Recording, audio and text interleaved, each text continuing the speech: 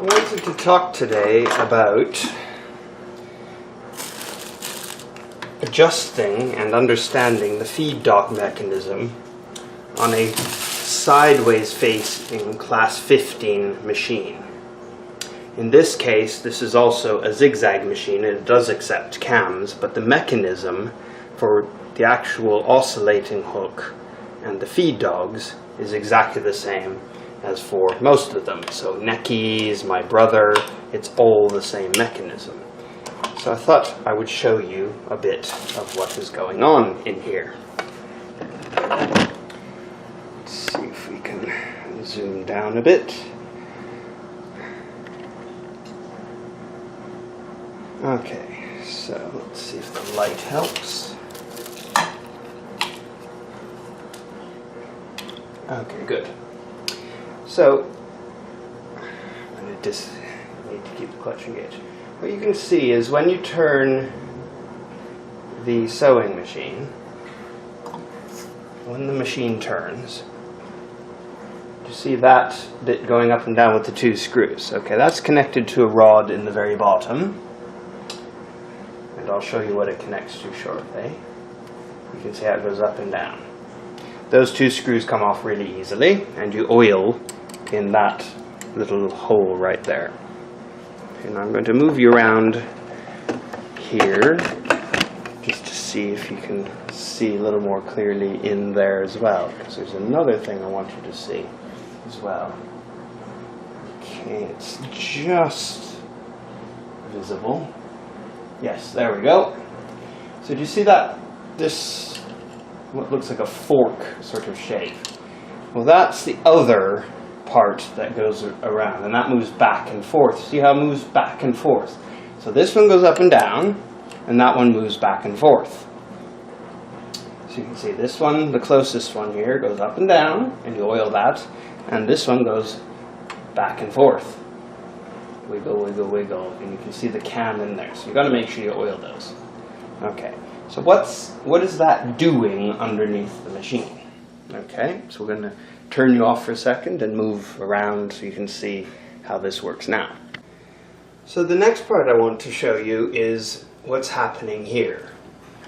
So from the angle you can see here, as the needle goes up and down, those feed dogs go up and down. They also move back and forth. Okay, so you can see, and I'll try and show you a really tight up angle, but you can see how it's close to the back, close to the front, close to the back, close to the front. So that's the machine in full reverse, and then here's from the back to from the front to the back. So that's the normal way you sew. And you can see that, and they come up and down. So it's a 4-stroke movement, up and down, front to back, or back to front, depending if you're going in reverse or forward. So the reason is it's timed with the needle, so that when the needle pulls out of the fabric, then the feed dogs come along and they move the fabric, which will be under the presser foot. I've got the presser foot here and I've taken it off, just so you can see those foot dogs. And it'll push along that, and it'll push the fabric forward. So it comes up and it moves it forward. So those two rods that I showed you before are connected to those feed dogs and moving them along. Okay, so now I'm going to tip the machine on its side so you can see what's going on underneath. Okay, so what you can see when I'm turning the machine, the rightmost, the one on the top here, is going, see how it goes around and around in the very top. That's the bottom side of the thing with the screws. So you can see it, all it does is go up and down and up and down and up and down and up and down. Okay, so you see how that works. And that causes the oscillating action by using this, and then it oscillates the hook. So that's attached to the oscillating hook, but that also, you can see it moves this bit here to get your up and down action. So there's your up and down. So this is the feed dog drop, and you can see how it feeds dog drop. So that up and down motion turns both the oscillator and the up and down motion of the feed. The second part is here. Okay? So all it does is go back and forth, but what you see is because we're at the bottom of the machine, back and forth is this way. So it's moving back and forth, and there's your feed dog. So it looks a bit odd, but that's how it moves back and forth. So that's the other part which rotates back and forth. And you can see just in there, the black bit right there, that's the bottom of that fork part there. You can see that it's attached to that. So why do I know this so clearly? Well, the reason is because I've had quite a few of these machines which, when they are shipped to me, don't work properly. This particular one was stiff. So in the part of analyzing whether or not this machine, because I'd never had a dressmaker before, and I've watched lots of videos in particular about this particular model as well, and they sound more noisy than my brother, and they certainly sound more noisy than my Necchi, but I didn't know how noisy it should actually be. And the other part was I could barely treadle it, it was so stiff. So what you can see now is when I do this, it's silent. So I thought, okay, well, I'm going to take a look at this and see what's going on, why it's so stiff, but why it's also a bit noisy. But the bigger problem for me is why was it so stiff? Okay, so I'm going to discuss that with you now. So before you embark on this adventure, it is a very simple adventure, but what you have to have is the proper type of screwdriver for these machines. Now, this being a Japanese machine is metric, which doesn't affect screwdrivers so much, but what it does, the screwdrivers are still affected because screws in sewing machines don't have the same heads as a lot of the standard screws around your house. If you use the wrong screwdriver, you will end up with a big wedge in your screw, and it'll be damaged, and it'll damage the screws. Plus, it's very, very much more difficult to release the screws. So what I bought, there's two ways. Buy vintage screwdrivers with the wood handles, I forget what they're called, but that doesn't matter. Or what I got here, and this works brilliant, so I got this from Ray White. So 46 pieces, right? So I shipped it up when I was working on my Elna. I found this and I thought, this is actually really good. It was not cheap, but it was good value because it really has made my life a lot easier repairing machines. And I'll show you this in action in a moment. And the other thing you need is a set of wrenches, or spanners if you prefer, but you need these. And in which case, if you're working on older machines which are non-metric, you need the non-metric set. But in this case, this is my metric set, so it works fine. I have both sets, but in this case, I only need the metric ones. Okay, so what's going to happen here? So, this here, okay, that connects to that pole that goes up, that goes back and forth, okay. This has a screw here and a nut on that side. Okay, so we'll find the right size of the nut, and if something's in the way, that one's a small one, so we'll get the small one out. Okay, and then once you find the right size, okay, it must be the next one up. Okay. Yep, so that's the right one. Now, the natural thing to do here would be to unscrew this screw. But actually, on these machines, you loosen the nut because the screw is screwed into this second bar here, and the nut holds it in place. If you screw that, you'll either break the screw or you just won't get anywhere at all. So you have to loosen the nut first, okay, and then you can remove the screw. And it's basically that simple. So I've had this apart, and this is where the first part of this machine is running really stiff, is this one up here was really, really, really tight. So someone had really over-screwed the nut and the screw or not cleaned it in there. So I just remove it, and it's simple. And you can't lose the... If your feed dogs are running correctly, by taking these off, you won't do any harm because they can only go back in.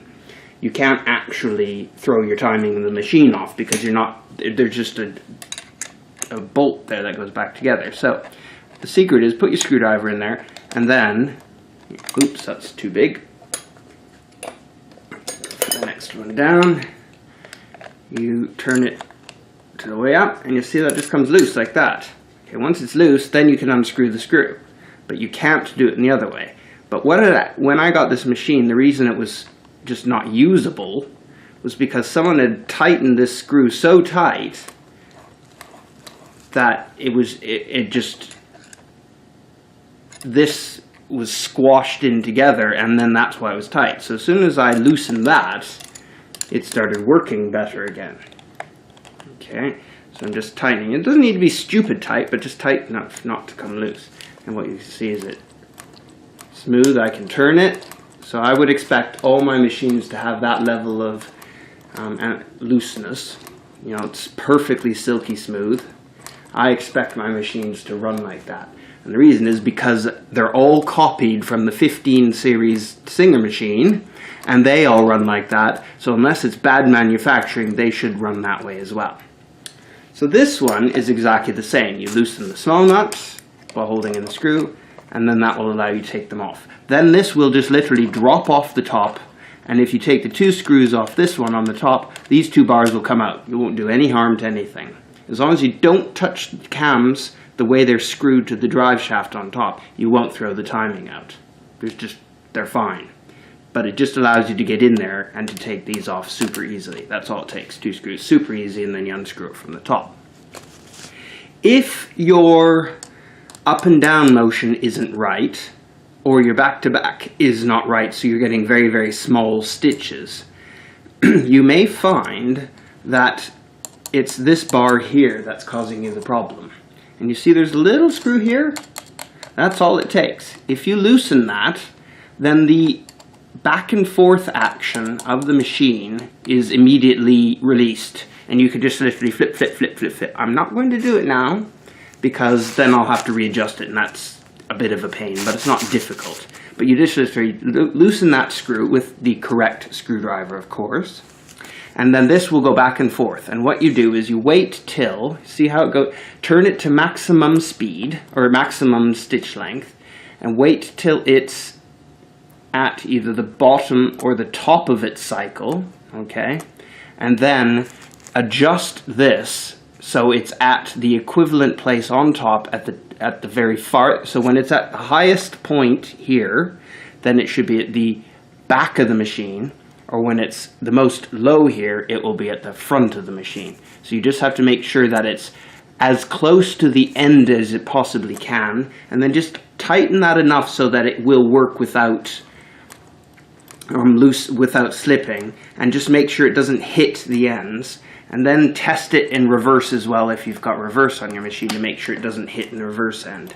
If that then gives you the maximum stitch length, tighten that up, and that's done. And that's all you need to do with that one. If your up and down action isn't right, this is this little jobby here. So this screw is attached to your drop feed mechanism, but it has a little cam and a little fork that goes in here, which moves it up and down.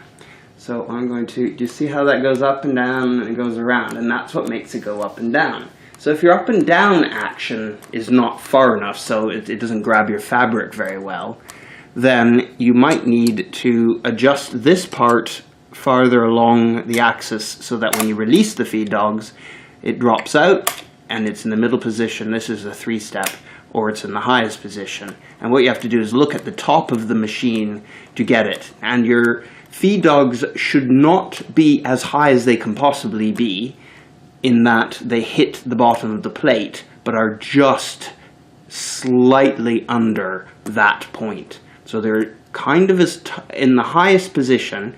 They should be as high as they can be, minus maybe 1/64 of an inch, or even 1/128 of an inch, very, very small amount.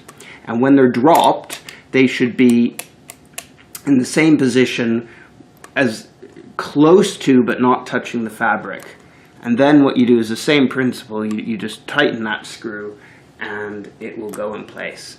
Now, if you find this, because this moves back and forth with this particular device, that, because it's tapered there, that has to be in exactly the right place for that action to happen. So what I did to make it work is I put it on the highest setting, and then I tested that screw where it was to see it was in the highest, and then I tried it on the lowest and made sure that the feed dogs weren't touching the fabric, and then I knew this was in the correct place, back and forth, and also screwed to the bar. Then you tighten them up and you're good to go, and that's all it takes.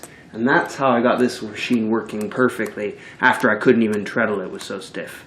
But it's running very beautifully now, I'm pleased to say. And I was worried because this machine is quite complicated inside. What I didn't know when I first got it is all that extra cam mechanism in here, because it's got gears turning, would actually make it really, really stiff. And I thought that might have been the culprit. But I thought, seriously, I can't imagine why they would do that. So I used my good sense judgment and realized that, no, actually, this machine should be smooth, perfectly smooth, like my brother, like a singer, and it should be quiet, and it should work smoothly, even though it has those extra gears turning this mechanism here. But it works perfectly now, and so I'm pleased this is a great machine.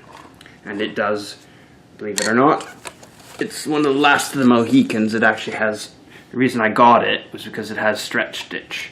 So you see here it has the stretch stitch. Oops, it's not the best one on earth, but it's one of the last ones I can treadle. Otherwise I would have got a Kenmore because it has stretch stitch, but you can see the stretch stitch here. So that works.